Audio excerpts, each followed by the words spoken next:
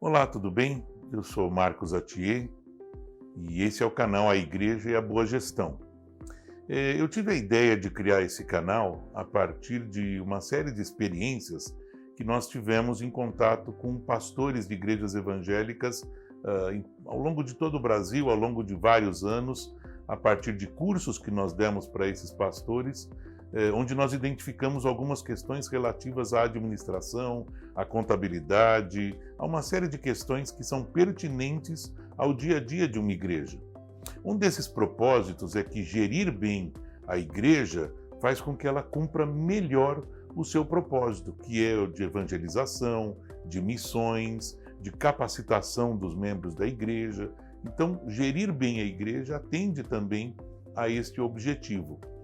Um dos outros motivos que eu pensei é que é importante que a liderança da igreja, ou mesmo os administradores de uma igreja, possam saber medir, prever e até imaginar cenários presentes e futuros para que essa boa gestão auxilie nos planos de curto, médio e longo prazo, principalmente nos riscos que aparecem aí no dia a dia das igrejas, né?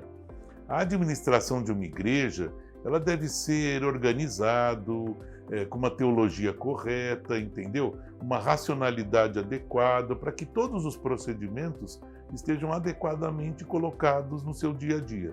Então, seja o que estiver acontecendo, um evento, uma programação especial, a administração é responsável por gerar os recursos necessários para que essa boa administração aconteça.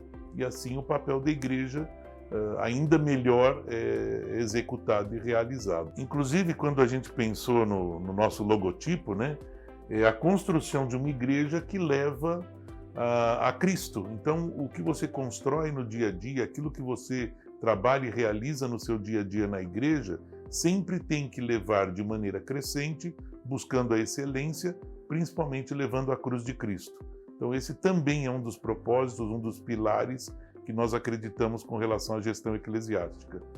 Nunca é tarde para aprender e buscar novos caminhos. Ao contrário, sempre esteja a par de novas influências, novos caminhos teologicamente corretos, para que você melhore ainda mais o dia a dia da igreja. E uma boa gestão é fundamental para isso. A nossa intenção é promover discussões sobre assuntos necessários ao dia a dia da igreja para que líderes, pastores, cristãos venham refletir sobre o fato que essas atividades estão relacionadas à vida espiritual. Então você não consegue dissociar as práticas do dia a dia com a vida espiritual, com o testemunho, com aquilo que a igreja representa naquele universo, naquele espaço que ela está inserida, seja a sua comunidade, seja a sua cidade, seja até alcançando outros lugares do mundo, ok? Então isso é extremamente importante. Inclusive, esse assunto ele foi conversado no ano passado, numa live no canal do Carlos Sider, no Sem Rodeios, e ali eu destaco alguns pontos importantes que vão ser temas das nossas discussões ao longo dos nossos vídeos, né? Num dado momento, nós começamos a discutir, logo no início ali, próximo do minuto 15, mais ou menos, dessa live, nós começamos a discutir a importância de nós termos dentro da membresia da igreja pessoas relacionadas a diversas profissões que podem auxiliar nessa gestão da igreja. Sejam administradores, sejam contadores, advogados, enfim. Eles, de maneira integral ou parcial, contribuem para uma boa gestão. E a liderança da igreja precisa buscar nessas pessoas e estimular nessas pessoas que eles estejam ativos nesse sentido. De que maneira eles podem contribuir nas diversas áreas de necessidades de uma igreja. Outra coisa que nós discutimos também é se o administrador deve ser contratado como administrador ou a figura do ecônomo. Então eu faço um esclarecimento ali que o ecônomo é um membro da equipe eclesiástica. Isso é essencial no meu ponto de vista, porque ele precisa ter um relacionamento com a equipe eclesiástica, entendendo o dia a dia, entendendo o hora a hora das atividades da igreja e principalmente que nos relacionamentos da administração sempre surgem o que eu chamo de ponto de contato. O ponto de contato é aquele momento em que o membro da igreja ou a pessoa que está trabalhando, seja voluntário ou não, ele apresenta às vezes uma situação, ele apresenta um sintoma e ali ele coloca o seu coração para fora em alguma necessidade. Então, o ponto de contato pode surgir numa atividade relacionada a estacionamento, a cozinha, enfim, a diversas áreas do dia a dia da igreja. E ali surge uma oportunidade de pastoreio. Então, a administração, no nosso ponto de entender, ele surge e sugere diversos pontos de contato na realização das atividades e, por conseguinte, oportunidades de pastoreio. Então, o nosso slogan de trabalho é sempre esse: cuidando de coisas, né? Cuidando e administrando coisas, mas as pessoas são extremamente fundamentais e importantes nesse processo. Outra coisa que nós também abordamos é a questão de contratação de pessoas, né? Eu vou gravar um vídeo, uma entrevista especificamente sobre isso, onde eu vou entrevistar um profissional da área do direito, onde nós vamos discutir quem que eu contrato, de que forma é feita essa contratação, é utilizada a CLT para que casos, e os pastores, a gente contrata mediante CLT, enfim. Nós vamos abordar numa dessas entrevistas esse tema de discussão. Outra coisa importante são as influências da administração na economia local. Muitas vezes você vai fazer aí o aluguel de um sítio, de uma área, por exemplo, para a realização de um evento, de um acampamento, de um retiro, e você precisa estabelecer questões comerciais desse relacionamento. Por exemplo, um contrato. Será que a sua igreja está preparada para realizar um contrato dentro da lei, dentro do Código Comercial? Então, são aspectos que nós vamos abordar aí também com contadores, com administradores nessas questões.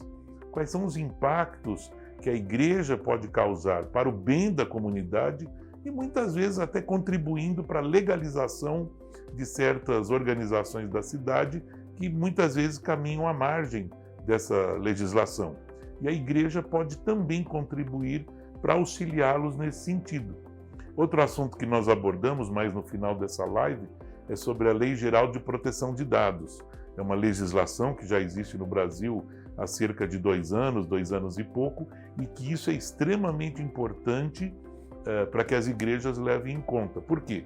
Porque na relação com a sua membresia, ela vai coletar dados particulares, dados privados dos seus membros. Qual vai ser a política de tratamento desses dados? Então, a Lei Geral de Proteção de Dados, ela acaba abordando questões pertinentes a isso. Então, assim, a nossa ideia nesse canal é nós lançarmos alguns vídeos curtos, onde nós vamos discutir sobre alguns temas pertinentes ao dia a dia, liderança, organização, enfim, para incomodar você a parar para pensar um pouco nisso. Então, nós vamos fazer aí vários episódios de uma série de vídeos curtos e também uma série de entrevistas abordando assuntos como contabilidade, declaração de imposto de renda, contratação de pessoas, abordagens jurídicas sobre código comercial, código tributário e até código penal, porque muitas coisas estão relacionadas aí a uma penalização caso a igreja não faça de maneira correta. Então nós vamos abordar em vídeos curtos e algumas entrevistas para que a gente atenda uma diversa gama de áreas de discussões que envolvem a igreja e a sua boa gestão.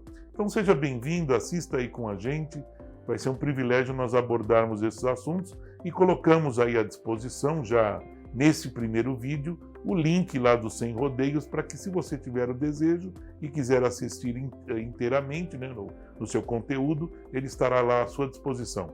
Então fica aqui o meu abraço e convido você a entrar nessa jornada, né? Vamos percorrer junto esses caminhos. Aí lembro também, aproveito que recentemente eu gravei um podcast falando um pouco sobre a minha experiência, sobre as áreas que eu me formei, né? Contabilidade, administração, gestão de negócios, dei cursos para organizações de governo, enfim. Esse podcast em breve vai estar no ar e assim que ele tiver eu vou estar colocando no meu canal também para você conhecer um pouquinho sobre a minha formação, sobre algumas experiências que eu tive ao longo da minha vida profissional, que ela se divide em 4 tempos de 10 anos. Então, a cada 10 anos eu tive atividades específicas. Fica aqui a curiosidade para que, se você quiser saber, me procure, eu também vou deixar os meus contatos, o que é que eu fiz nos últimos 40 anos, ok? Então fica aí um abraço para vocês e até a próxima.